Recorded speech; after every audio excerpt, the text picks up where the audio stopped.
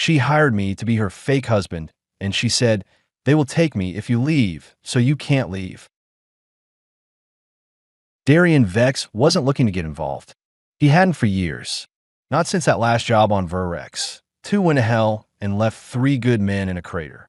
Now, at 36, he kept his head down in the repair bay of a half-broken station no one bothered mapping anymore.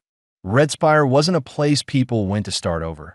It was where you went when you had nowhere left. He ran a small mech repair shop welded into the lower tier of the station's open market. 3 walls of aging equipment, a patched energy canopy to block the worst of the solar storms, and a cot tucked in back between 2 racks of stripped servo cores. It was enough. Business wasn't good, but it was quiet. That was the point. Late afternoon cycles on Tassari. 8 brought the worst heat. Dust and wind came in from the canyon, sweeping through the open docks and settling into everything. Darian had a cloth wrapped around his face and welding goggles pulled low as he ran a diagnostic on a cracked stabilizer unit. The hum of his torch buzzed through the stale air. Then he heard something strange. Soft steps. Too light for a worker. No clang of boots. No voice announcing a customer. Just the faint scrape of skin on steel. He turned. A woman stood in the bay entrance, just inside the shadow of the awning, backlit by the neon flicker of the signage and the dull orange light of the setting cycle. Her figure looked like it barely held itself together.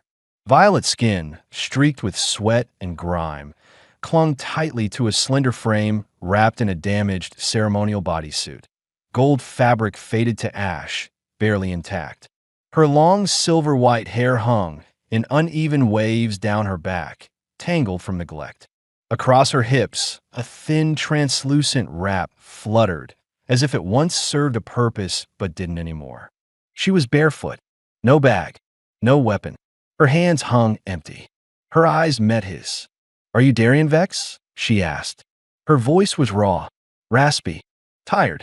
He didn't answer at first. He just nodded, pulling the welding goggles up and stepping toward the bench. He scanned her instinctively. No signs of injury, but she looked dehydrated, trembling. She kept her arms close to her sides like she was holding herself together. Not defensive, afraid. "I need," she started, then stopped to swallow, licking dry lips. "I need a husband." Darian leaned his weight on the workbench, one hand resting casually beside a coil gun battery. He studied her carefully. She wasn't playing coy. She wasn't seducing. Her stance didn't shift. Her gaze didn't blink. "Marriage proposals usually come with more context," he said, voice flat. "It's for the inspection," she said. "Registry sweep hits this district in 3 days. If I'm in bonded, they'll take me." Her words were fast, deliberate. No wasted energy. He knew what that meant. The Fringe Registry hadn't officially sanctioned Tassari 8 yet, but their patrols were docking more often, and unregistered citizens, especially Varellan caste women, had started disappearing. "You think walking in here and offering me a contract makes you safe?" he asked. She stepped forward, almost stumbling, then caught herself. "It's legal. Temporary union registration. 7 days. Enough to block processing. I have the chip." She pulled a thin digital wafer from inside the waist of her wrap. Her fingers shook as she held it out. He didn't take it. "Why me?" Darian asked. "Because no one else will help," she said. "And because you're not part of the system. You don't owe anyone." And I asked around. "You don't sell people." That made him blink. "Once." The woman paused, seemed to brace for something. "I can pay. Not much, but enough." Darian stayed quiet, looking at her longer. Not her body. Her posture. The quiet way she breathed. The way her shoulders kept trying not to collapse inward. "What's your name?" he finally asked. "Soraya Velith." Her chin lifted. "Former Varellan fertility caste." I aged out. That last part she said like a sentence. Not just a fact. He had heard rumors about the fertility programs, the tight schedules, the gene quotas, the black market auctions for noble compatible stock. He didn't need to ask what aged out meant. If she wasn't taken by a new buyer before her value dropped, she was tagged for disposal. Unclaimed castes were open game out here. Darian finally reached for the chip. The registry seal blinked green. "Valid." The contract even had a fail-safe clause. No automatic renewal, no obligation. Just a one-week union. He looked at her again. Her hands hung at her sides now, like she had nothing left to hide. Her eyes weren't pleading anymore. Just waiting. Waiting for rejection or decision. He thought of how easy it would be to say no. To turn her away. Let someone else deal with it. But that wasn't the kind of man he could pretend to be, even now. You can stay in the back, he said. Don't touch anything. Don't make noise. I won't, she whispered. Bathroom shared. Lock the hatch after dark. You get one cot. I get the other. She nodded. He gestured for her to follow and walked through the sliding side panel into the back room. It wasn't much: 2 cots, a supply locker, a heater coil, and a filter water tank. She didn't hesitate, just stepped inside and sat slowly on the edge of the far cot, legs trembling as they folded beneath her. Darian watched her a moment longer before stepping back into the front. He slid the hatch closed, then leaned against the bench. His hands were still dirty with grease, but he noticed they were trembling slightly. This wasn't smart. He didn't know her. But he remembered the look in her eyes, the way she had accepted she might be rejected again. He'd seen people fake tears, fake innocence, fake loyalty, but not that kind of resignation. That only came from people who'd already been used up and discarded too many times. Back in the rear quarters, Soraya lay curled on the cot, facing the wall. She didn't move. Her bodysuit clung to her back where it was soaked with sweat, and her silver hair was spread across the pillow like loose threads. Darian activated the union registration. His name blinked beside hers now. Temporary. 7 days. He locked the registry file, leaned back, and closed his eyes. But the station didn't sleep easy. Outside, he could hear the low thrum of a patrol ship docking 2 levels up. Registry flags. He knew the lie wouldn't last long. But for now, it was all she had. And maybe all he did too. Darian woke early. Red Spire's artificial dawn pulsed through the gaps in the bay's shutter slats, washing the shop floor in a tired amber glow. His body ached from another night on the thin cot, but that wasn't what kept him tense. It was the quiet. He glanced toward the back quarters. The curtain separating the cots had been drawn at some point. Soraya hadn't made a sound during the night.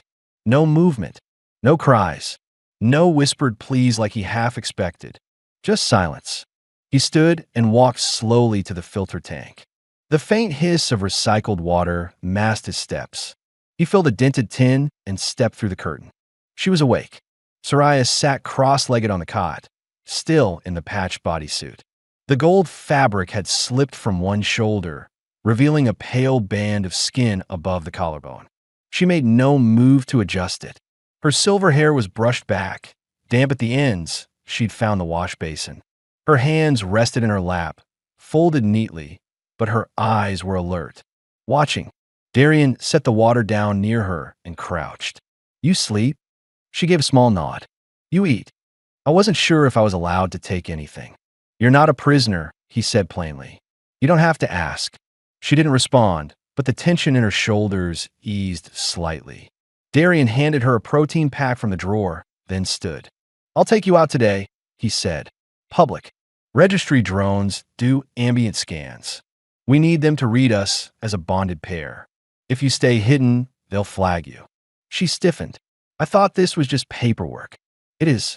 But registry bots are paranoid. Passive biosignature syncing matters more than printed files. They'll read body language, skin temp proximity, cortisol output. She stared at him. You've done this before. I've done worse. That shut down any more questions. By mid-cycle, Red Spire's main corridor buzzed with foot traffic. Scavengers, traders, slum kids running errands for stale protein bars. Darian wore his usual desert coat over his sleeveless mech shirt, gloves tucked at his belt. He looked like a man no one wanted to bother. Beside him, Soraya walked stiffly. Her bodysuit had been covered with a dark thermal wrap he lent her. It was too big on her small frame, but it hid the cast markings on her arms and legs.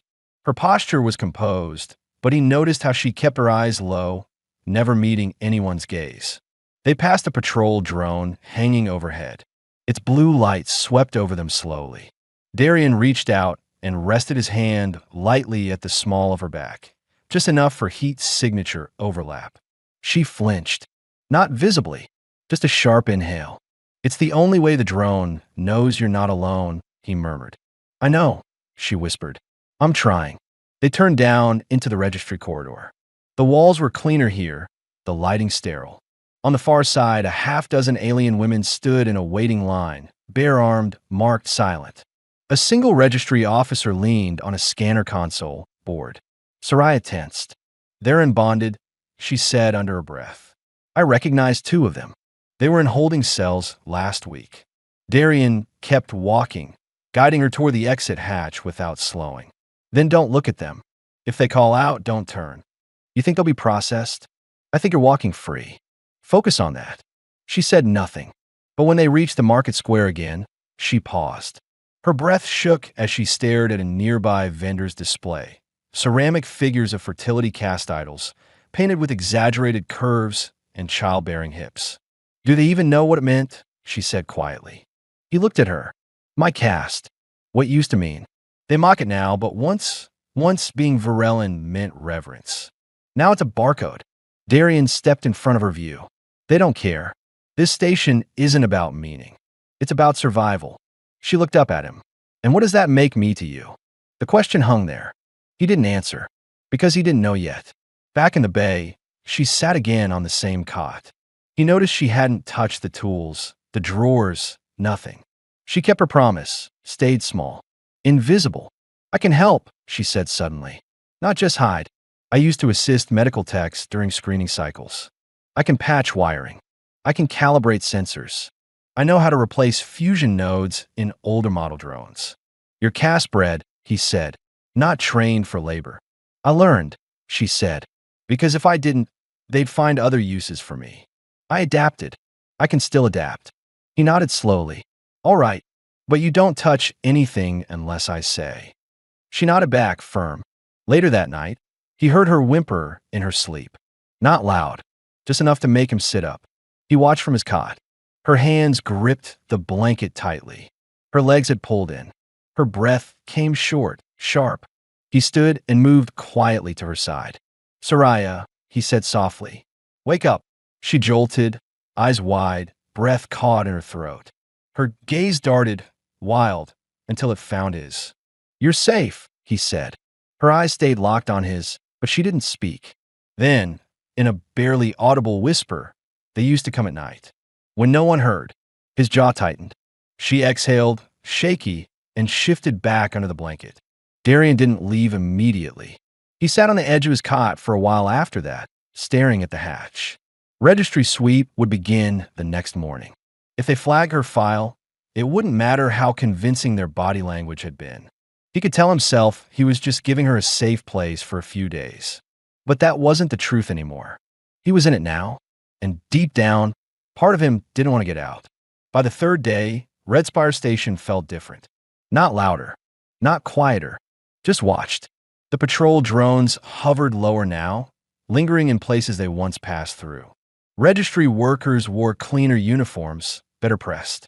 And in the upper quadrant, word spread that one of the bonded inspection terminals had locked up, flagging a false contract. Someone had tried to fake their union. The woman was gone by morning. No explanation. Just gone. Darian didn't tell Soraya. She already looked worn enough, eyes dull with exhaustion, voice quieter than when she first arrived. She hadn't asked for another protein pack. She'd taken to rationing them on her own, leaving half wrapped on the shelf, as if she expected to be kicked out before finishing it. He didn't understand why that bothered him. Mid-cycle, he caught her fixing the auxiliary coolant fan without asking. She'd opened the side panel, stripped the corrosion off the intake valve, and patched the wiring with material from an old Stimpack casing. Perfect work. She didn't even look up when he walked in. He stood by the door, arms crossed. "I told you not to touch anything. I was careful. That's not the point." She turned slowly, eyes level. "Then tell me what the point is, Darian. Am I here to look bonded? Or to be invisible? I can't be both." That shut him up. She watched him a few seconds longer, then turned back and finished reattaching the panel. Her hands moved fast, efficient. No wasted motion. He didn't stop her. Registry sweep was scheduled for the next morning. They needed to blend deeper. After dark, Darian slid the partition curtain back and sat on the edge of his cot. Soraya was braiding her damp hair, eyes unfocused. Her bodysuit clung to her arms in patches where she'd tried to wash it clean, but the seams were giving out. He could see where the golden threads had pulled apart near her ribs. "You're going to draw attention tomorrow if you wear that," he said. She looked down at herself. "It's all I have." He stood, walked to the locker, and pulled out an old clothing bag. Inside were a few spare items from his early days on Tassari, before the shop, when he still smuggled gear and needed to change identity fast. He tossed her a dark gray zip suit. Lightly armored, form-fitting, clean. "Try this." She hesitated. "Can I change behind the curtain?" He nodded. She stood, moved behind the partition, and fell silent. He turned away, busying himself with a faulty drone battery on the work table. But he heard her movements, slow, deliberate. Then a soft voice from the other side. "Why did you stop smuggling?" He didn't answer immediately. "Because people die when you don't check the crates," he said flatly.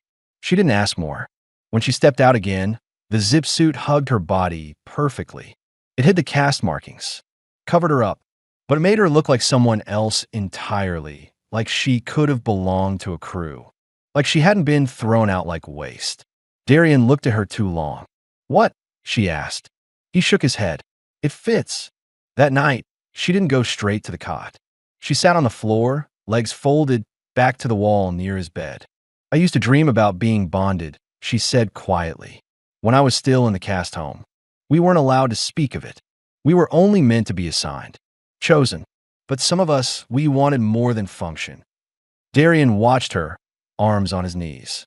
"I used to think," she continued, "that maybe a man would see me and not just a number on my ID.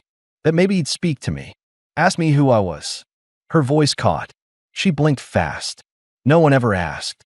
He didn't know what to say, but she didn't need words. She just needed to say it. So he let her. Later, when they both lay on their cots, she whispered without facing him, "They'll check for warmth." He turned his head. "What?" "The drones," she said. "Tomorrow. They'll do heat signature cross-checks. Touch-based syncing. It's the last phase of bonding verification." He stared at the ceiling. Registry scans had evolved. That much he knew. But this? "They'll ask to confirm contact," she added. "Maybe more." He didn't move. "So what are you saying?" "I'm saying," she paused, "you might need to hold me. For the scan." He swallowed. Slowly. "That a problem?" she asked, voice thin but steady. "No," he said after a long pause. "But it's not a game. I won't do it unless you want that." She turned in the dark. He felt her shift on the cot. "I trust you," she said simply. Those words settled into the silence like a weight. He couldn't sleep after that. Not because of her body, not because of the strange tension crawling up his spine, but because it had been a long time since anyone said those words to him and meant them. The next morning came cold, unnatural for Red Spire. The station's climate modulators were cycling down to conserve power during the registry sweep. It made the steel corridors feel like a freezer. The cold wasn't just physical. It bled into the silence of the crowd. Darian stood in line outside Inspection Base 6 with Soraya beside him. Her breath fogged in the chilled air, but she didn't shiver. She held still, her posture rigid, her jaw tight. He glanced at her. The zip suit hugged her form, clean, neutral, plain, just enough to suggest function, not luxury. A good disguise. But her face, no one would mistake her for average. Her silver-flecked eyes betrayed too much fear, too much calculation. The drone that hovered near the entry blinked yellow. A couple ahead of them was being scanned, 2 outer sector workers claiming bonded status. The drone pulsed a narrow beam of blue light, sliding down from their shoulders to the small of their backs. A soft tone, then green. Next, barked a uniformed officer. Darian and Soraya stepped forward.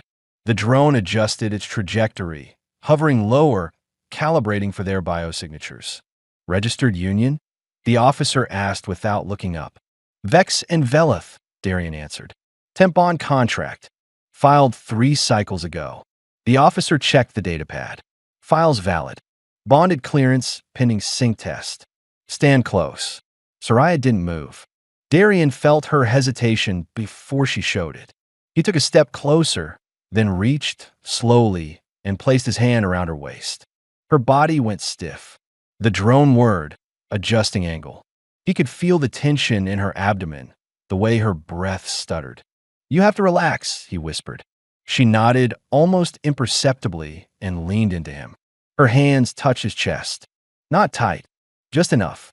The drone scanned again. This time, a longer pulse, focused on chest and lower torso. Heartbeat sync, temperature overlap, biochemical traces. It took 7 seconds. Darian didn't look at the officer. He kept his eyes on Soraya. And in that moment, she met his gaze. There was no seduction in it. No begging. Just surrender. Then the drone beeped. Green. The officer waved them on. Clear. Next. They didn't speak until they were 2 corridors away. Soraya finally exhaled, then pressed her hand against a cold metal wall. "I thought I was going to vomit," she said quietly. "You did good." She nodded. "That was the easy part. The hard part comes later." He narrowed his eyes. "What do you mean?" She looked down the hallway, checking their flank. "I wasn't just running from inspection, Darian. I was hiding from someone. Someone who works for the registry, unofficially. His name is Caranvel. He buys girls the system deems discarded, puts in special orders. Sometimes for collection, sometimes for delivery. You think he's here? He's the one who flagged me off list last time. I was en route to the sanctuary cluster on Baraxis. My transit shuttle was stopped for a random check. It wasn't random." Darian's jaw tensed. "You should have told me. I didn't want to make you run. You have a life here." "I don't," he said. "Not really." She looked at him again, softer. "You're risking more than you admit." "Not anymore. I've already made the choice." They returned to the shop by midday. The walk back was quiet but not cold. She didn't flinch when he opened the door beside her. She didn't sit in the corner anymore. She sat beside him at the workbench and helped realign a fusion coil with steady hands. He passed her a tool, and their fingers brushed. This time, she didn't pull away. That night, Soraya came out from the sleeping quarter wearing the zip suit top unzipped halfway, her skin damp from washing. Her hair, loose and brushed, framed her sharp cheekbones. She didn't say anything, just stepped forward and handed him the small ration bar she'd been saving. "You didn't eat today," she said, "so I saved this for you." Darian took it slowly, then looked at her. "What are you doing?" he asked, voice low. She didn't blink. "What I can. What I want. You don't owe me anything." "I know." She sat on the edge of the workbench, arms folded. Her eyes stayed on his face. "I'm not trying to be yours. I'm trying to not disappear." Darian leaned forward, elbows on his knees. "I don't want to own anyone," he said. "But if they come for you, they'll go through me first." She looked at him with something between fear and relief. "I know," she said again, "and that's why I'm still here." They didn't touch that night, but they sat beside each other until the lights dimmed. And when she fell asleep on the bench, head tilted against the wall, Darian watched her for a long time. It had been years since anyone had made him feel like staying meant something. But he wasn't sure if staying would be enough. Because if Caranvel was already on station, they'd need more than a fake bond to survive what was coming next. Red Spire Station changed after inspection day. Registry drones pulled back. The overhead patrols vanished. But the silence they left behind was heavier than their presence. Darian noticed it immediately. How vendors stopped chatting when Soraya passed, how a pair of loitering dockhands pretended not to watch her walk. Even his regular suppliers hesitated before stepping into the shop. It wasn't just suspicion anymore. Someone had marked her. He kept the shop closed for most of the cycle. Curtains drawn, security grid live. Soraya sat by the rear wall with a stripped-down sensor coil in her lap, fixing its circuitry without speaking. Her hair was tied back, her sleeves rolled up, her movements precise. Focused, like the more she worked, the less room there was to feel. Darian stood at the entrance, watching the outer corridor through a narrow slit between the shutters. Nothing unusual, nothing obvious, but he knew better. "Someone's making inquiries," he said. Soraya didn't look up. "Karen. Could be. I've seen his buyers before. They don't wear badges. They don't carry weapons. They smile. She wiped a smudge of carbon off her wrist with the inside of her arm. And if they get close enough to scan me, if they read my cast ID tag, it's over. Darian crossed the room, knelt beside her, and pulled up the hem of her left sleeve. Beneath the soft fabric, just above her inner elbow, was the scarred square of old embedded registry tech, deactivated but traceable. The dermal scarring was faint, but still there. They'll find it, he said. Not if you cut it out. She looked up steady, unafraid. He stared at her. Do you even know what you're asking? I've done worse to myself to survive. He stood jaw tight, moved to the workbench, picked up the micro-scalpel and sterilizer gel. Lie down, he said. She obeyed. The process was slow. No anesthetic, no numbing agents, just pressure, tension, sweat. She didn't scream. She barely even moved. Darian's hands were steady, but his heart was pounding harder than he wanted to admit. It wasn't just what he was doing, it was the way she kept her eyes on him the whole time, like she trusted him more than her own pain. When he finished, he sealed the incision with biofilm and covered it with clean bandage wrap. Your hands shake when you care, she said softly. He looked away. She sat up, one arm pressed against her stomach. We can't stay here. I know. We need fake IDs. A docking pass. Transit off-world. That's not cheap. Do you still have contacts? He hesitated. Then, there's one. They met him in the lower docking ring that night. A man named Jared Voss. Ex-runner. Still moved IDs and registry wipes for a price. He didn't ask questions, just scanned Soraya once and whistled low. She's not just cast, he muttered. She's a blooded variant. You know what that means. Darian did. Some Varellan women were bred for genetic compatibility with upper-tier alien houses, biological traits tailored for fertility preservation. Rare. Tracked. Never discarded without strings attached. She's marked, Jarrett said. Even if I burn the ID, someone will still be tracking her code sequence. She's not just property. She's proof of a failed breeding line. They'll want her silenced. Darian didn't flinch. What do you need? Credits. A fast ship. And 3 hours to build the registry ghost. Darian handed him the credits. All of them. Later that night, Soraya sat cross-legged on the cot, rubbing her bandaged arm. You didn't ask me. About what? Why I was designed that way. Why I was important. He didn't answer. I wasn't, she said. Not really. I just wanted to see if I could carry twins. That's what it came down to. 2 viable children at once. That was my measure of value. He sat beside her. Not close. Just enough. I failed, she added. No, you didn't. She looked at him. How do you know? Because you're still here. She leaned her head against his shoulder. No kiss. No plea. Just wait. Warm, quiet wait. That night, they didn't touch in desperation. They touched because the world outside still wanted to take her, and neither of them was willing to let that happen. Not anymore. Tomorrow, they'd run. Not just from Karenville, but from an entire system that thought it still owned her. The escape wasn't elegant. It wasn't planned with finesse, but it was fast, and on Tassari 8, speed meant survival. Jarrett's contacts sent word at 0400 hours. A freighter bound for the outer belt, the Chiran Drift, had been cleared for launch in 6 hours. Mid-tier cargo license, open manifest, dirty engine signature, perfect cover. But it was a one-way ride to the asteroid arc. No comforts, no return. Darian packed only what he needed, his toolkit, a compact sidearm, the registry chip with both their wiped profiles. He gave a shop one last glance before sealing the hatch. It had been a quiet life, a forgettable one, but part of him had hoped he could fade there, that it could be enough. Now, Soraya stood beside him, dressed in the smuggler coat he'd let her borrow and the zip suit underneath. Her bandaged arm was tucked close to her side. She didn't ask if he was ready.